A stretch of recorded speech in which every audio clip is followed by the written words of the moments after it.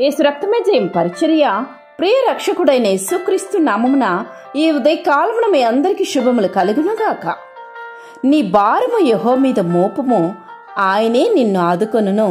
నీతివంతులను ఆయన ఎన్నడను కదలనీయుడు అని దేవుని వాక్యం సెలవిస్తుంది. నా ప్రియ సహోదరి సహోదరులారా, ఈ వాక్యమును మనం ధ్యానించినట్లయితే ఈ వాక్యంలో ఉన్న మాధుర్యం ఎంత గొప్పగా ఉన్నది.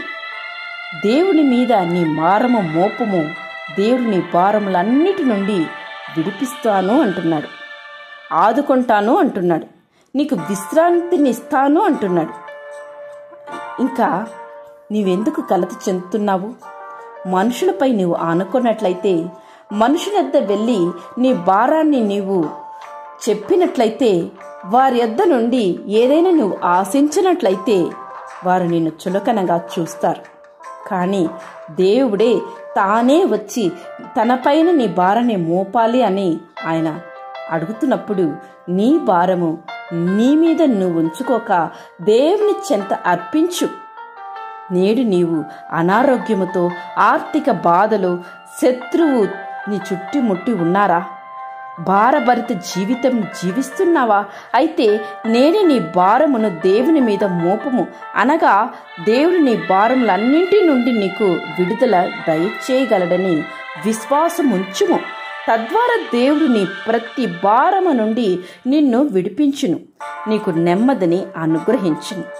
అలనాడు దావీదు కుమారుడైన అబ్షలోము తన స్నేహితుడైన అహీతోపెలు ఇద్దరు కలిసి దావీదు మీద తిరగబడి అతనిని మోసము చేసిన సందర్భంలో దావీదు తనను తాను బలపరచుకుంటూ ఈ మాట పలికాడు, నీ భారము యెహోవా మీద మోపము, ఆయనే నిన్ను ఆదుకొనును అని.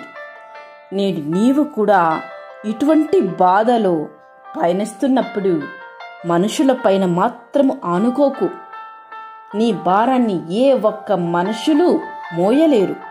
నీ భారాన్ని మోయగలిగిన ఆ దేవునిపై ఆనుకో. ఆ దేవుని చెంత ఆ భారాన్ని నీవు సమర్పించుకో.